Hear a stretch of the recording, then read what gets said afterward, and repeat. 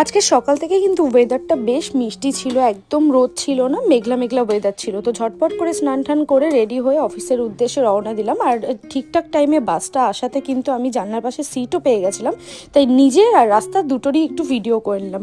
যাই হোক, এখানে অফিসে আমি পৌঁছে গেছি, আর পৌঁছে গিয়েই কিন্তু লিফটে ওঠার সময় নিজের একটু ভিডিও করছিলাম, কারণ জানি এরপর আমার কাজ স্টার্ট হয়ে যাবে তাই। তো এবার অফিসে ঢুকে গিয়ে যা যা কাজ ছিল সেগুলো আমি কমপ্লিট করে নিলাম। আর কাজ করতে করতে অনেক টাইম হয়ে গেছিলো, লাঞ্চেরও টাইম হয়ে গেছিলো, তাই খেতে বসে পড়লাম। এখানে সিম্পল মেনু ছিল রুটি আর বিট গাজর ভাজা।